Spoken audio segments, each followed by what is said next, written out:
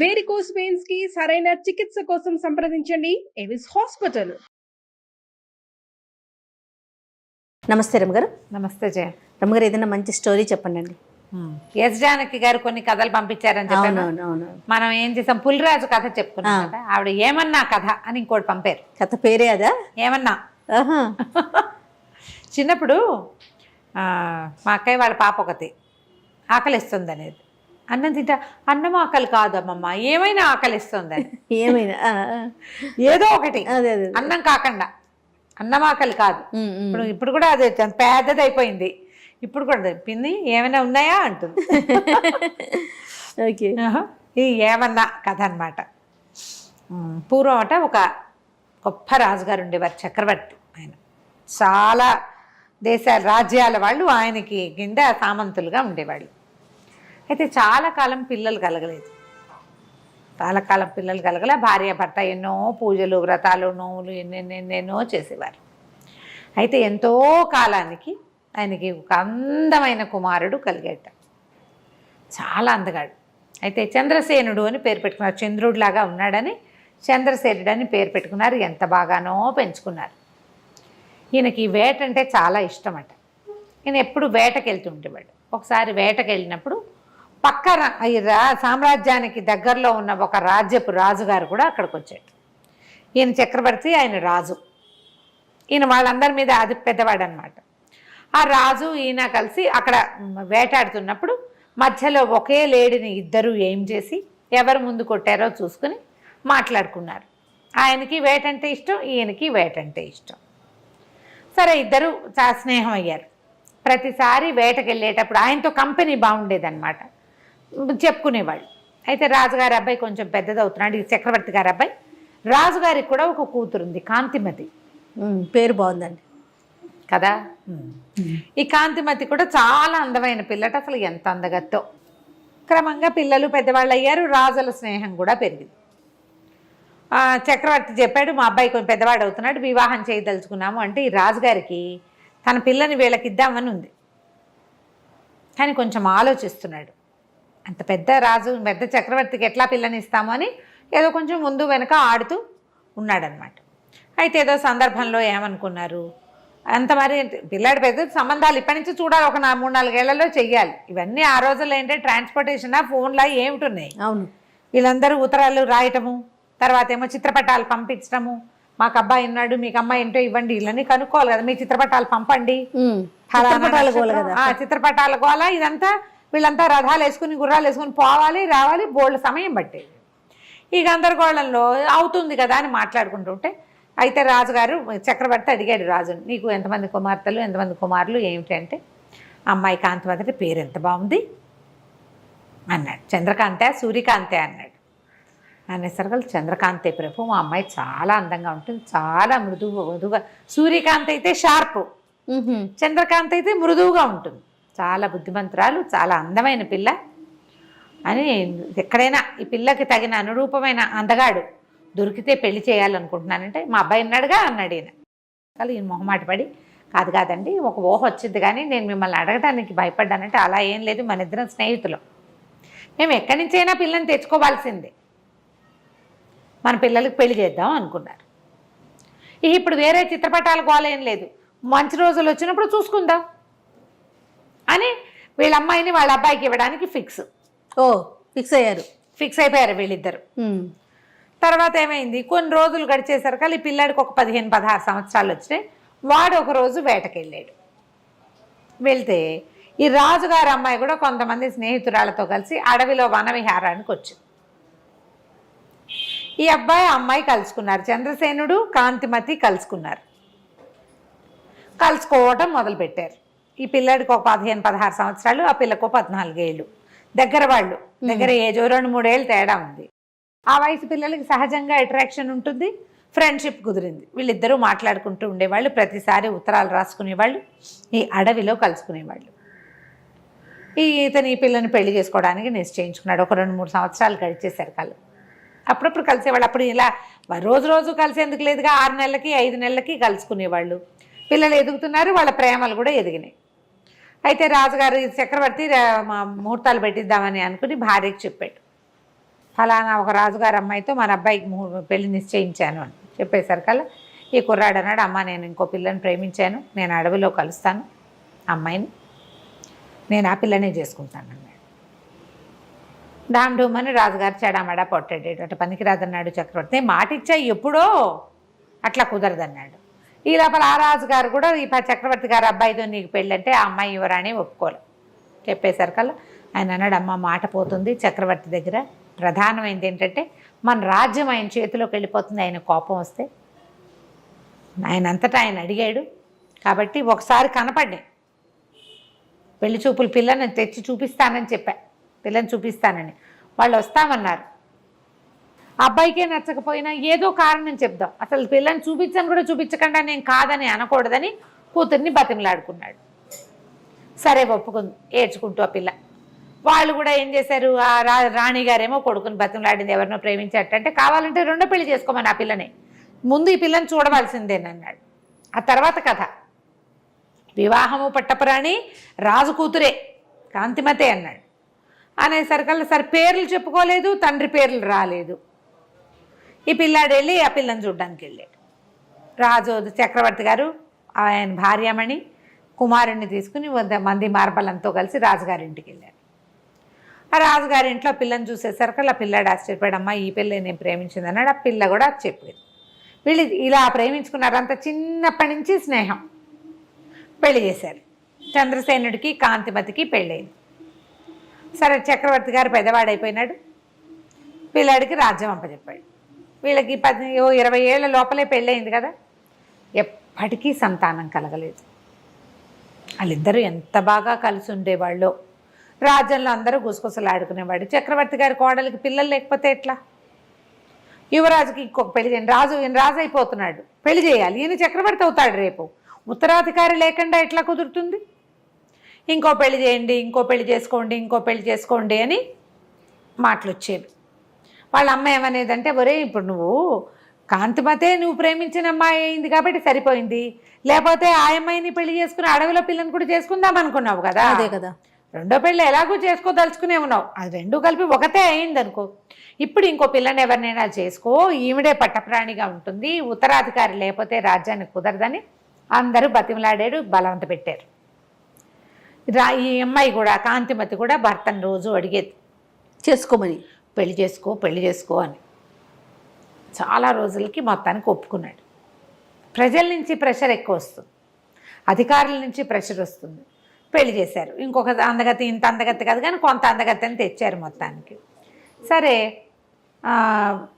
రెండో రాణి కూడా బాగానే ఉండేది. పెద్ద రాణి ఏంటంటే పాపం రేపు ఉత్తరాధికారిని కనడానికి వచ్చిన పిల్లని ముద్దుగా చూసుకునేది. అమ్మాయి చంద్రకాంతిమతి కదా, అంటే మంచి స్వభావం కలిగేది. అయితే కొన్నాళ్ళకి చిన్న రాణికి ఏమనిపించడం మొదలెట్టిందంటే, ఊరికే నేను ఒక పిల్లలుగానే మెషిన్ లాగా నన్ను తెచ్చారు, ఇంపార్టెన్స్ అంతా ఆవిడకే, ఈయన ప్రేమంతా ఆవిడికి, ఆయన ఏదో శాస్త్రానికి నాతో గడుపుతున్నాడు అంతే. ఒక మంటగా ఉండేది. ఏమనేది, ఆమె పెద్దరాణి ఆవిడ పద్ధతులు ఎవరికి తెలీదు, అంతా ఆవిడ ఇష్ట ప్రకారం జరగాలంటుంది అని కొంచెం పుల్ల విరుపుగా మాట్లాడేది. క్రమంగా నా మీద కుట్ర చేస్తోందని చెప్పడం మొదలుపెట్టి, కుట్ర ఎందుకు చేస్తుంది, నిన్ను చేసుకోమని ఆవిడే చెప్పింది అనేవాడు రాజు. కేకలేసేవాడు. అయితే ఒకసారి ఏమైంది, చిన్నరాణి గారి దాసి పెద్దరాణి గారి మందిరంలో ఆవిడ మంత్రితోటి ఏదో మాట్లాడుతున్నది కనపడి చూసింది. చూసి అమ్మ మంత్రి గారు రాణిగారు మాట్లాడుకుంటున్నారు అని చెప్పింది. అది మామూలు మాటే. వెంటనే చిన్నరాణికి ఏం తట్టింది, మంత్రి రాణి కలిసి గూడు పుఠానీ చేస్తున్నట్టుగా చూపించచ్చు, క్రియేట్ చేయొచ్చు. ఏమని చెప్పేది, అంతకుముందు నాకు ఇవాళ వాంతులు అయిపోయినాయి, నెలదప్పేసాను అనుకున్నారు, కాదు నాకు ఆహారంలో ఫుడ్ పాయిజనింగ్ అయింది అని చెప్పేది రాజుకి.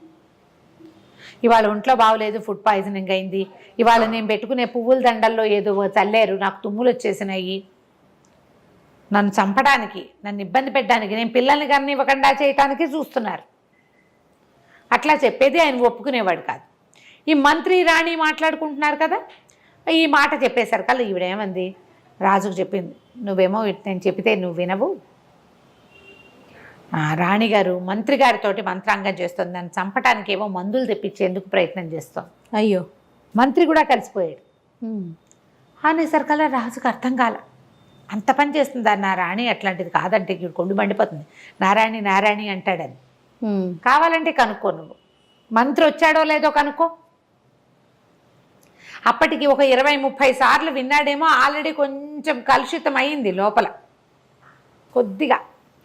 ఏమైంది, ద్వారపాలకుల్ని ఇవాళ ఎవరెవరు వచ్చారు అని కనుక్కుంటే మంత్రి గారు వచ్చారు. ఎంతసేపు ఉన్నారు? అరగంట సేపు ఉన్నారు. ఎవరితో మాట్లాడారు? రాణితోటి మాట్లాడారు. వెంటనే ఆయనకి ఏమనిపించిందంటే విషం తెప్పిస్తోంది. నిజానికి అక్కడ ఏం జరిగింది, చిన్న రాణి పుట్టినరోజు వస్తోంది, ప్రత్యేకంగా అలంకారాలు చేయించండి, ఆవిడకి చీరలు నగలు తెప్పించండి కొత్తవి బయట నుంచి అని చెప్పింది. అప్పుడు కోశాధికారికి కబురు వెళ్ళింది. చిన్నరాణి గారి పనుపున మంత్రి గారు ఏమైనా డబ్బు తెప్పించుకున్నారా అని. డబ్బు తెప్పించుకున్నారు. ఆయన తెప్పించుకున్నది బట్టలకి నగలకి వాటికి. అది తెలియదు. అది తెలియదుగా డబ్బు వెళ్ళిందన్నమాట మాత్రమే బయటపడింది. పడంగానే ఇక ఇంకేముంది, రాజుగారికి విపరీతమైన కోపం వచ్చింది. నువ్వే పెళ్లి చేసుకోమన్నావు. ఉత్తరాధికారి కోసం పెళ్లి చేసుకుంటే ఆ అమ్మాయి తెచ్చిన అమ్మాయిని ఏమైనా చేసేస్తే వెంటనే రాణికి అంతఃపురం నుంచి బహిష్కారం వచ్చేసింది. అయ్యో. మంత్రి గారిని పిలిచాడు. మంత్రికి ఏ మాట చెప్పే అవకాశం ఇవ్వాలి. అది కాదండి అని చెప్పబోయినా వినలేదు. నీ మీద గౌరవంతో ఇంతకాలం నువ్వు చేసిన సేవ వల్ల నేను నిన్ను వదిలేస్తున్నా, చంపకుండా. మళ్ళీ నువ్వు రాజభవనం గుమ్మం ఎక్కద్దు. ఈ మంత్రి గారికి దూరంగా ఒక పల్లెటూరులో ఆయన కుటుంబం ఉంది. ఆయన వస్తూ పోతూ ఉంటాడు ఇక్కడికి. మీ ఊరు వెళ్ళిపో, నువ్వు మళ్ళీ రాజధానిలోకి రావద్దు. నువ్వు ఆవిడకి లోబడిపోయావని నాకు అర్థమైపోయిందంటే అది కాదండి అని చెప్పబోతాడు. ఇక వినడు రాజు. సగం చెడిన బుర్రలో పెద్ద విత్తనం పడితే పూర్తిగా చెడిపోతుంది. అంతే. మంత్రిని పంపించేశాడు. రాణిగారికి బహిష్కారం ఏమిటంటే, రాణిగారికి ఒక పాత పురాతనమైన పడిపోయేలాగా ఉన్న ఒక పాత రాజభవనం ఒకటి ఉంది. ఇవి అక్కడ ఉండాలి. ఈమెను అక్కడ పంపించారు. పాతది, పడిపోయేందుకు శిథిలావస్థలో ఉంది. ఎవ్వరూ సహాయం లేరు. ఒక నత్తి నంగిగా ఉండే ఒక కుర్రవాడిని ఆవిడికి పని మనిషిగా ఇచ్చారు. అంతే. ఆ కుర్రాడి సాయంతో నువ్వు అక్కడ ఉండు, నీకు ఇక అంతఃపురం ప్రవేశం లేదు.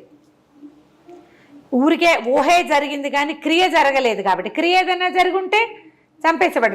చిన్నరాణి పదే పదే చెప్పింది క్రియ కూడా జరిగిందని. ఆయన నమ్మల. నాకు తెలిసిందేమిటి ఇదే కాబట్టి నేను ఇంతే శిక్ష ఇస్తానన్నాడు. కొంచెం అంతఃపురానికి చాలా దూరంలో ఉన్న పురాతనమైన ఒక బిల్డింగ్లోకి ఆవిడని షిఫ్ట్ చేశారు. ఈ పెట్టిన కుర్రాడేమో వెర్రివాడు. రోజు అన్ని జొన్నలు వచ్చేవి వీళ్ళకి ఆహారానికి. రాణిగారికి సహాయకులు లేరు, ఏమీ లేరు, వాడు ఒకడే. అందులో పుచ్చిపోయినవి, పుచ్చుపట్టిపోయినవి, బొక్కివి అలాంటివి జొన్నలు వస్తే ఆ జొన్నలన్నీ బాగు చేసుకునేది ఆవిడే. బాగు చేసుకుంటే ఇది వారానికి ఒకసారి పంపేవాళ్ళు ఇన్ని జొన్నలు. ఆ జొన్నల్లో సగం పోయేవి. మిగిలిన సగంతో ఆవిడ ఏదైనా కాస్త అంత వండి వాడికి అంత జావా, తనకో ఇంత జావాతో బతికి ఉండేది. అయితే ఏమైంది, వీడు కొంచెం ఏంటంటే వెర్రివాడు. కానీ వాడికి ఒక రకంగా పాటలు, మ్యూజిక్ అవి పిచ్చి. మామూలుగా తెలివిగల మాటలు అవి ఏమీ లేవు, అయోమయంగా ఉంటాడు. అయితే ఏమైందంటే ఈ జొండలు తెస్తుంటే ఒక దారిలో పెద్ద సన్నాయి మేళము అవి వినపడుతున్నాయి. ఏవో ఫంక్షన్ జరుగుతుంది. ఫంక్షన్ జరుగుతుంటే వీడు ఆ డోల్ శబ్దానికి అనుగుణంగా చిందులేయటం మొదలుపెట్టాడు.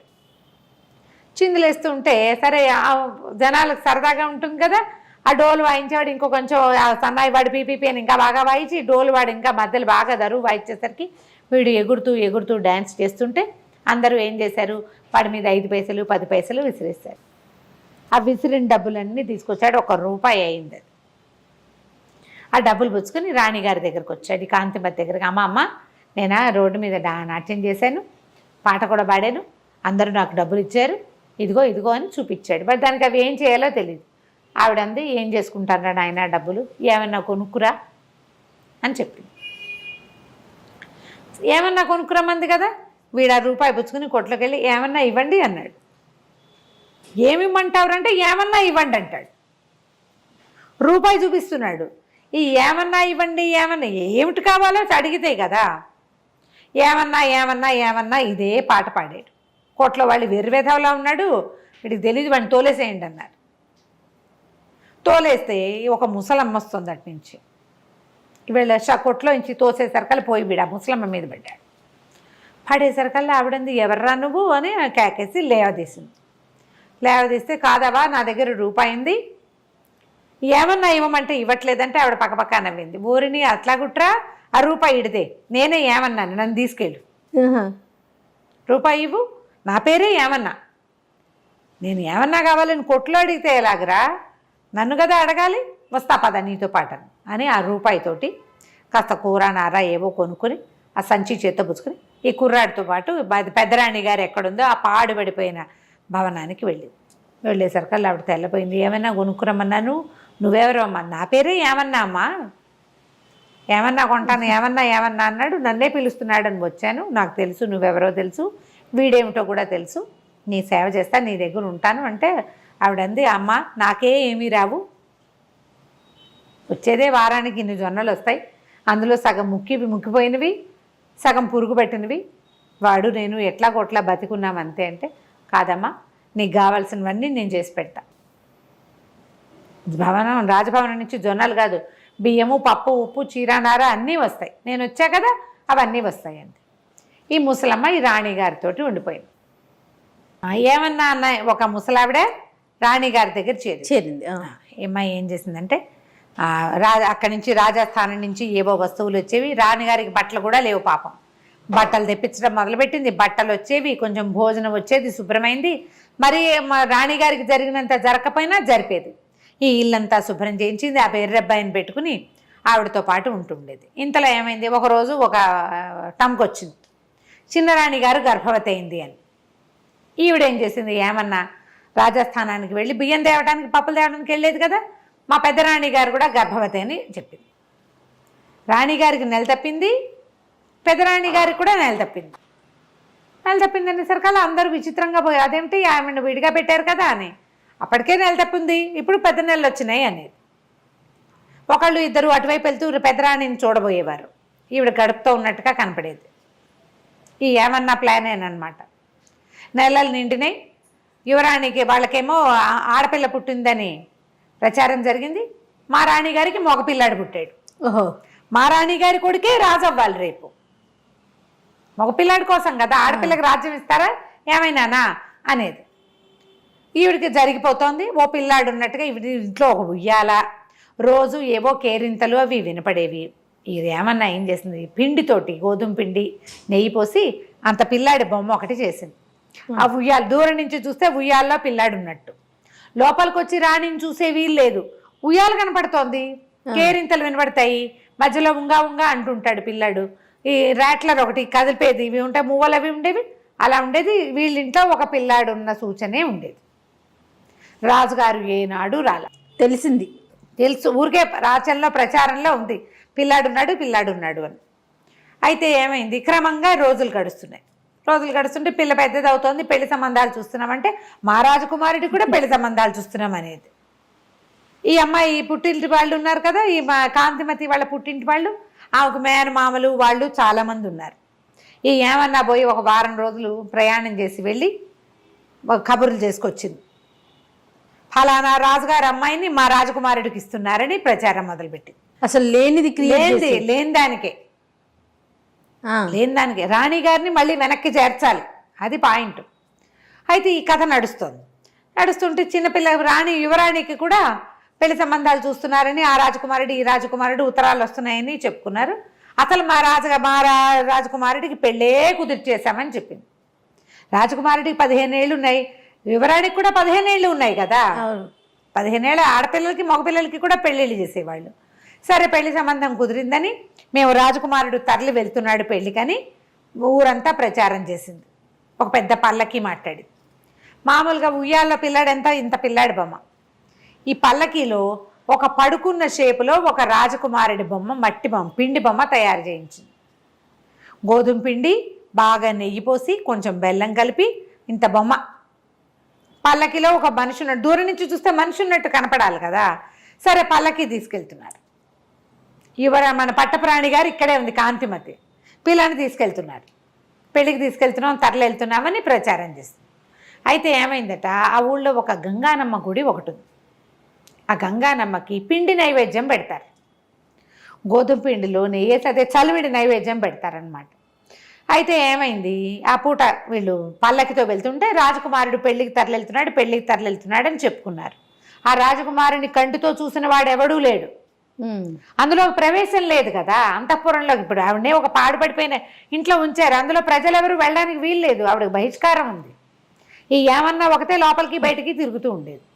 అయితే ఏమైంది, ఈ గంగానమ్మ గుడి దాకా వచ్చాక బోయిలు మోసి మోసి భుజాలు నొప్పులు పుడుతున్నాయమ్మా, చెద్దన్నం తెచ్చుకున్నాం తింటాం మేము ఇక్కడ కూర్చునంటే ఆ ఏమన్నా అంది, సరేలేరా పల్లకి దింపండి, మీ తిళ్ళు మీరు తినండి, మరి నేను అట్లా కొంచెం బయటకు వెళ్ళి కాస్త కాళ్ళు కడుక్కొస్తానని ఆ పల్లకి అక్కడ వదిలిపెట్టి అవి ఏమన్నా ఏమో పక్కన ఏదో చెరువు, చిన్న చెరువు వెళ్తుంది ఉంటే అక్కడికి వెళ్ళి కాస్త చాలాసేపటి నుంచి ప్రయాణం చేస్తున్నారు. ఆ ఊరి మొగదలలో ఉంది గంగానమ్మ గుడి. వీళ్ళు ఊళ్ళో లోపల ఉన్నారు, అదంతా నడిచి వచ్చారు కదా. ఈ బోయిలంతా ఒక పక్కన కూర్చుని అన్నాలు తింటున్నారు. ఈ బోయి చెరువు దగ్గరికి వెళ్ళింది. ఇంతలో ఏమైంది, ఈ విగ్రహం దేంతో చేశారు, ఈ బొమ్మ గోధుమ పిండి బాగా నెయ్యి పోసి బెల్లం కలిపి. ఈ లోపలున్న గంగానమ్మకి ఆ నెయ్యి గోధుమ పిండి వాసన వచ్చింది. ఓహో, ఆహారం తెస్తున్నారని చూస్తోంది. ఎంతసేపటికి లోపలికి రాల. మామూలుగా అమ్మవారి నైవేద్యం ఎంత పెడతారు, ఇంతదే మనం చలివిడి చేస్తే గుమగుమలాడుతుంది. అంత ముద్దతో చేసిన 15 ఏళ్ల పిల్లాడి బొమ్మ ఎంత వాసన వస్తుంది.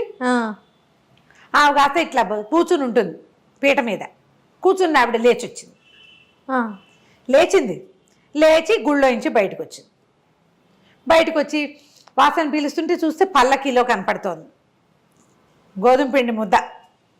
ఆమె అంత లోపలికి చేయి పెట్టి ఆ బొమ్మను బయటికి లాగి ముక్క విరుచుకుని కర్ర కర్ర కర్ర కర్ర తినేయటం మొదలుపెట్టింది. తినేసేసింది బొమ్మని. తినేసరికల్లా ఏదో మోత వస్తోందని ఈ చెరువు దగ్గరికి వెళ్ళి నిదానంగా నడుచుకొస్తున్న ఈ ముసలమ్మ ఏమన్నా పరిగెత్తుకుంటూ వచ్చింది. అయ్యయ్యో మా పిల్లాన్ని విరుచుకు తినేస్తున్నావని గంగానమ్మ చేయిపుచ్చుకుంది. చేయిపుచ్చుకునేసరికి కేకలు పెట్టింది, నా పిల్లాన్ని తినేసావు, నా పిల్లాన్ని నాకు ఇచ్చేయండి. అమ్మ గంగానమ్మ విదిలించుకోపోయి ఆమె ఎంత విదిలించుకున్నా ఈ ముసలిది చెయ్యి వదిలిపెట్టలే. నా పిల్లాన్ని నాకు ఇచ్చే, నా పిల్లానికి 15 ఏళ్ల లక్షణమైన పిల్లవాడు, కాబోయే పెళ్లి కొడుకు, అలంకారం చేసి తెస్తే మింగేస్తావా అమాంతావు, నా పిల్లాన్ని నాకు ఇచ్చేళ్ళు, నువ్వేం చేస్తావో నాకు తెలియదు. గంగానమ్మ వదలవే వదలవే అంటుంది. వదలవే లేదు, ఏమీ లేదు. ఇప్పుడు ఏం చేసింది, కాళ్ళతో చేతులతో పట్టుకుని ఇంత శక్తుల్లో ఉన్న గంగానమ్మని గట్టిగా పట్టేసుకుంది. ఆమె తోస్తుంది, ఇది వదలదు. అక్కడి నుంచి విసుగు, ఇచ్చాను బా పిల్లాడేగా వదులు అని ఒక్క విదిలిచ్చేసింది. ఈమె పోయి మేనా దగ్గర పడింది, ఆ పల్లకి దగ్గర. గంగానమ్మ దబా దబా అడుగులు వేసుకుంటూ లోపలికి వెళ్ళిపోయింది గుళ్ళోకి. ఇంతలో ఈ మేనా దగ్గర పడింది కదా, మేనాలో ఏమిటో, మేనా ఇలా కట్టెని పక్కకు తొలిగేసరికల్లా అక్కడ ఒక 15 ఏళ్ల పిల్లాడు పడుకుని ఉన్నాడు. బొమ్మ ఉంది మొదట, బొమ్మ ప్లేస్లో లక్షణంగా అమ్మవారు ఇచ్చిన అనుగ్రహం కదా. ఆ పిల్లాడినే విరుచుకు తిన్నాను అనుకుని పిల్లాడిని ఇచ్చేసానంది. 15 ఏళ్ల రాజకుమారుడు చక్కగా అందంగా ఉన్నాడు. చెప్పింది కదా, అందమైన పిల్లవాడు, పెళ్లి కొడుకుగా అలంకారం చేశాం. ఒక అందమైన పిల్లాడు పెళ్లి కొడుకుగా అలంకరింపబడి ఏ పడుకున్న పోజులో ఆ బొమ్మను పెట్టిందో అదే పోజులో కనపడ్డం మొదలుపెట్టి. సూపర్. ఏమో చంకలు గుద్దుకుంది. అమ్మో భగవంతుడు ఎట్లా కరుణించాడు. పెద్దరాణి బుద్ధిమంతురాలు, ఆమె ఎవ్వరికీ ద్రోహం చేయనందుకు అమ్మవారు ఇట్లా కరుణించింది. అక్కడి నుంచి ఓహం అని మోసుకుంటూ పోయారు. ఈ లోపల ఏమైంది, ఇప్పుడు ఈ అమ్మాయి ఏమన్నా ఎవరికైతే పెళ్లి కొడుకుని కుదిర్చామని చెప్పిందో ఆ రాజుగారి దగ్గర నుంచి వీళ్ళందరికీ కబుర్లు వెళ్ళినాయి, మా పిల్ల పెళ్ళి అని. వీళ్ళ పద్ధతి ఏమిటి, పిల్లాడు వెళ్ళి పెళ్లి చేసుకోడు రాజుల్లో, కత్తికి బాచకం కట్టించి పెళ్లి చేస్తారు. ఓకే, తర్వాత పిల్లని పంపుతారు. వీడు పిల్లకి ఎదురెళ్ళటానికి ఈ పెళ్లి కొడుకుని తయారు చేసి పెట్టుకున్నారు వీళ్ళు. తర్వాత కథ ఏమైనా కానీ ఇలా ఒక ప్రయత్నం చేసింది అంతే. కత్తికి బాచకం కట్టాక మాకు వద్దని కూడా అనొచ్చు. కథలో ఎక్కడో ఒక చిన్న మెలికలాగా కనపడుతుంది. అక్కడి నుంచి ఈ రాజుగారు చంద్రసేనుడు భార్యా సమేతంగా పెళ్లికి వెళ్ళాడు. వాళ్ళు పిలిచారు, రెండో భార్యను తీసుకుని వెళ్ళాడు. అక్కడికి వెళ్ళేసరికల్లా ఏమైంది, కత్తికి బాచకం కట్టారు. ఎవరి కుమారుడు అంటే రాజుగారు చంద్రసేనుడు కుమారుడే. చంద్రసేనుడు కాంతిమతుల కుమారుడు. అతను కత్తికి బాచకం కట్టి పెళ్లి చేస్తున్నారు. ఈయన ఆశ్చర్యపోయాడు. ఆ కుమారుడు ఎవడో చూడాలి. ఆ కత్తిని రాజకుమార్తెని తీసుకొస్తే వీళ్ళేమో పల్లకి ఎదురుకుండా తీసుకెళ్లారు.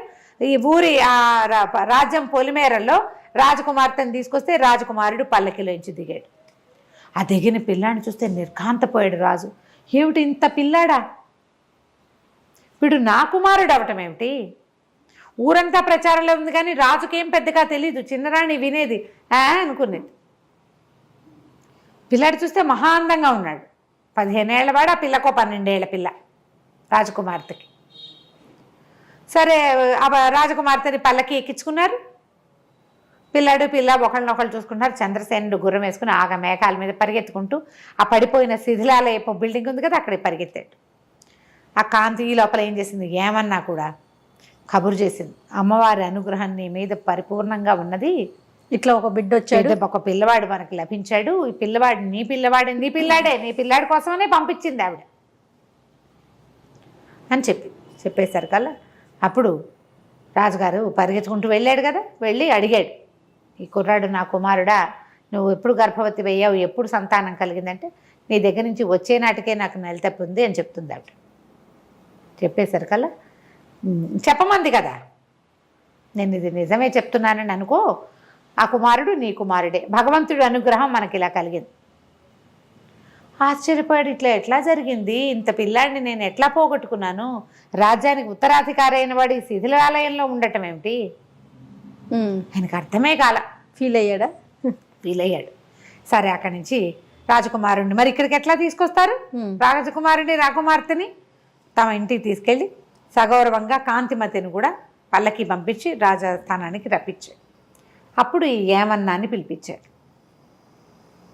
ఆవిడేం చెప్పిందంటే అందరికీ చెప్పింది ప్రజలకి, రాణిగారికి కుమారుడు కలగలేదు, ఈ కుమారుడు రాణిగారికి పుట్టిన కుమారుడు కాదు, ఆమె సహనంగా 15 సంవత్సరాలు తను చేయని తప్పుకి ఒక్క కంప్లైంట్ కూడా లేకుండా పుచ్చిపోయిన జొన్నలు పంపించిన ఆ వండుకు తిని నిశ్శబ్దంగా ఉన్నందుకు గంగానం ఇచ్చింది ఈ రాజ్యానికి ఉత్తరాధికారి అని చెప్పింది. నేను మంత్రి గారి ఇంట్లో పనిచేసేదాన్ని, మంత్రి గారికి ఇక్కడ సహాయంగా ఉండేదాన్ని, మన రాజుగారు మంత్రి గారిని ఊరు పంపించేస్తే నాకు పని లేకుండా పోయింది. నేను ఈ ఎవరి మహారాణి దగ్గరికి వెళ్ళే మార్గాన్ని చూస్తుంటే ఈ కుర్రాడు తగిలేడు నాకు, వాడు ఏమన్నా కొంటా అంటే ఆ ఏమన్నాగా నేను వెళ్ళాను, మంత్రి గారి దగ్గరికి వెళ్ళి ఇట్లా మహారాణి దగ్గర చేరానని చెప్తే ఈమెకు కావలసిన ఆహారము దినుసులు అన్నీ కూడా మంత్రి గారే ఇచ్చాడు. ఇప్పుడు ఆ రోజున చిన్నరాణి రాజుగారికి కంప్లైంట్ చేసింది, ఏమిటి వీళ్ళిద్దరూ గూడు పుఠాని చేశారని. ఏం మాట్లాడారో రాణిగారితోటి మంత్రి గారితోటి విడివిడిగా సభలో వినండి. చిన్నరాణి పుట్టినరోజు, రేపొద్దున ఆవిడకి పుట్టబోయే సంతానమే ఉత్తరాధికారి అవుతుంది, ఆమె మొదటి పుట్టినరోజు మన రాజ్యంలో ఘనంగా చేయాలని, ఆమెకి చీరలు నగలు తీసుకురమ్మని, పుట్టినరోజు ఏర్పాట్లు గ్రాండ్గా చేయమని రాణిగారు చెప్పింది.